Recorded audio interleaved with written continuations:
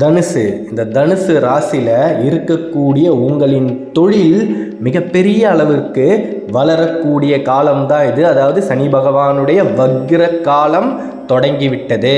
வக்ரம் அப்படின்னாலே அவர் இதுவரைக்குமே எந்த கெடுதல்களை எல்லாம் கொடுத்தாரோ அவை எல்லாத்தையுமே நன்மையாக மாற்றுவார். அதனால் சனி பகவானுடைய வக்ர பார்வையை கண்டு எந்த ஒரு தருணத்திலையுமே நீங்கள் அஞ்சாமல் இருக்கணும். இனி எந்த விதமான சங்கடங்களும் உங்களின் வாழ்க்கையில் நடக்கப் போவதில்லை. உத்தியோகத்தில் மிகப்பெரிய அளவில் நீங்கள் உயரக்கூடிய காலமும் நேரமும் கணிஞ்சு வந்தாச்சு.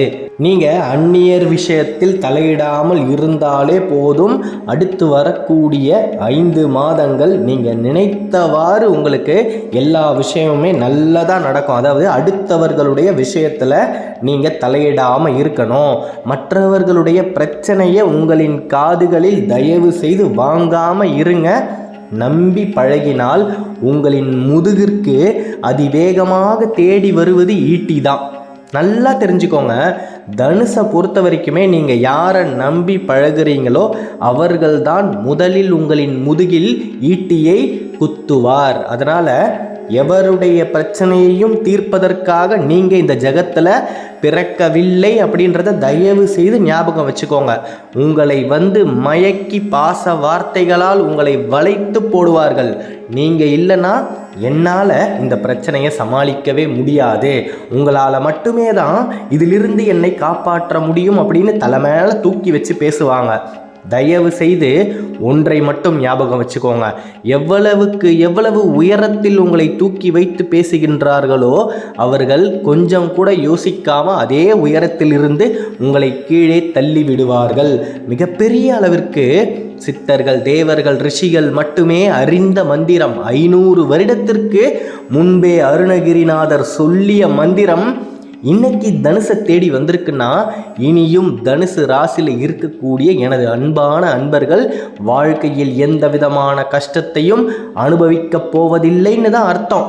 பலவிதமான அக்ஷரங்களை கொண்டு எந்திரங்களை உபயோகப்படுத்துவார்கள். அதை போல இந்த மந்திரம் உங்களின் எந்திரத்தை மிகப்பெரிய அளவிற்கு வாழ்க்கையில் உயரத்திற்கு எடுத்து செல்லும். அதாவது எம் தாயும் எனக்கு அருள் தந்தையும் நீ சிந்தாகுலமானவை தீர்த்து எனையால் கந்தா கதிர்வேலனே உமையால் மைந்தா குமரா மறைநாயகனே அப்படின்னு அருணகிரிநாதர் அன்றே சொல்லிவிட்டார். அதற்கு அர்த்தம் யாதெனில் இந்த ஜகத்தில் எனக்கு யாருமே இல்லை முருகா.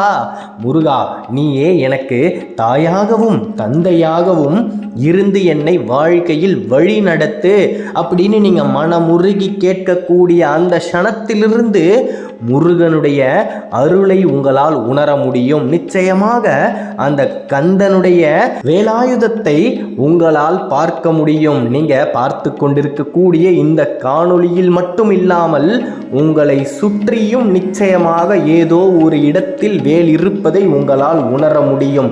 மிகப்பெரிய அளவிற்கு அர்த்தாஷ்டம சனியால் நீங்கள் மன கஷ்டத்தையும் பண கஷ்டத்தையும் அனுபவித்து விட்டீர்கள். இனி எந்த விதமான கஷ்டங்களும் சனி பகவானால் உங்களுக்கு ஏற்பட போவதில்லை. காரணம் என்னன்னா, முருகனே உங்களின் தாயாகவும் தந்தையாகவும் இருக்கும் பொழுது எந்த விதமான தவறான விஷயங்களும் உங்களை தேடி வராது. எவ்வித தவறான வழியிலும் உங்களால் செல்ல முடியாது. மிகப்பெரிய உண்மை என்னன்னா, பெற்றோர்கள் உங்களுடனே இருக்கும் பொழுது எந்த விதமான குழந்தையும் எந்த விதமான தவறையும் நிச்சயமாக செய்யவே செய்யாது. முருகனை உங்களுடைய பெற்றோர்களாக நீங்கள் நினைத்து கொள்ளுங்கள். மிகப்பெரிய அளவில் வாழ்க்கையில் தனுசு உயரத்தை அடைந்தே தீரும். அதில் எந்த விதமான மாற்று கருத்துமே கிடையாது. கஷ்டம் நஷ்டம் இனி எந்த விதமான தொல்லைகளும் இன்னல்களும் உங்களுக்கு ஏற்பட போவதில்லை. ஆசைகள் மூவகைப்படும். அந்த மூவாசைகள் மண், பொன், பெண். தனுசை பொறுத்த வரைக்கும் இதை எதையுமே நீங்கள் ஆசையாக கொள்வதில்லை. உங்களுக்கு இருக்கக்கூடிய ஆசை, பேராசை என்னன்னா, கஷ்டப்படக்கூடிய எல்லோருக்குமே உதவி செய்ய வேண்டும் அப்படின்னு நினைப்பது தான் உங்களின் ஆசை. அந்த ஆசையும் அழிவிற்கு சமம். தயவு செய்து எல்லாருடைய கஷ்டத்தையும் நீங்கள் ஒருவரே தீர்க்க வேண்டும் அப்படின்னு நினச்சிக்கிட்டு எல்லாருடைய பிரச்சனைகளையும் உங்களின் தலைக்கு மேல் எடுத்து வைத்து கொள்ளாதீர்கள். மிகப்பெரிய அளவிற்கு அது ஆபத்தில் முடியும். காரணம் என்னன்னா, நீங்கள் யாரை நம்பி உதவுகின்றீர்களோ அவர்கள் உங்களிடமிருந்து உதவியை பெற்றுக்கொண்டு அந்த காரியம் நிறைவேறியதும் உங்களை தன்னந்தனியாக விட்டு சென்று விடுவார்கள். நீங்கள் அவர்களை தேடி சென்றாலும் அவர்கள் இருக்கக்கூடிய இடத்தை கூட உங்களால் கண்டே பிடிக்க முடியாது. உங்களிடம் இருந்து சென்ற பணம் திரும்பி உங்களுக்கு வரவும் வராது. அதனால் அடுத்து வரக்கூடிய 6 மாதங்கள் தயவு செய்து யாருக்காகவும் எந்த இடத்திலிருந்தும் நீங்கள் கடனை வாங்கி கொடுக்காதீர்கள். உங்களிடம் இருக்கும் பணத்தை தானமாக கொடுங்க, தர்மமாக கொடுங்க. தயவு செய்து கடனாக கொடுத்தீர்கள் என்றால் அது நிச்சயமாக வரவே வராது. உதாரணத்திற்கு, இப்பொழுது உங்களுக்கு தெரிந்த நெருங்கிய நண்பர் உங்களிடம் வந்து ரூபாய் 1 லட்சம் கடனாக கேட்கிறார் என்று வைத்துக் கொள்வோம். அந்த பணத்தை நீங்கள் தயவு செய்து அவருக்கு தராமல் அந்த 1 லட்சத்தை தர்மமாகவும் கொடுக்க முடியாது. தயவு செய்து ஆலயத்தினுள் வெளியே இருக்கக்கூடிய ஏதாவது ஒரு பிச்சை எடுக்கக்கூடிய நபருக்கு 2 to 3 வேளை உணவை உங்களின் மனம் திருப்தி அடையும் அளவிற்கு வாங்கி கொடுத்து விட்டு வாருங்கள். அந்த தர்மம் உங்களின் சந்ததியர்களை எதிர்காலத்தில் நிச்சயமாக காக்கும். தயவு செய்து வரக்கூடிய 6 மாதங்கள் எவரையுமே நம்பி தயவு செய்து நீங்கள் கஷ்டப்பட்டு உழைத்து சம்பாதித்த பணத்தை கொடுக்க வேண்டாம். சனி பகவான் இந்த ரூபத்தில் தான் உங்களுக்கு பலவிதமான கஷ்டங்களை கொண்டு வந்து சேர்ப்பார். அதாவது குருவும் சுக்கிரனும் நமக்கு லாபங்களை குவிக்கக்கூடிய சூழ்நிலையில் இருக்கின்றது. கடந்த காலத்தில் உங்களுக்கு ஏற்பட்ட நஷ்டங்களை லாபமாக மாற்றக்கூடிய காலமும் நேரமும் கணிஞ்சு வரும் பொழுது சனீஸ்வரன் அதிலும் ஏதாவது ஒரு நஷ்டத்தை உருவாக்க காத்திருப்பார். அதனால் அவை உங்களின் கைகளாலேயே நடக்குமாறு சில சூழ்நிலைகளையும் ஏற்படுத்துவார். நீங்கள் செய்ய வேண்டியது ஒன்று மட்டும்தான். உங்களின் பணத்தை எவருக்குமே கொடுக்காதீர்கள்.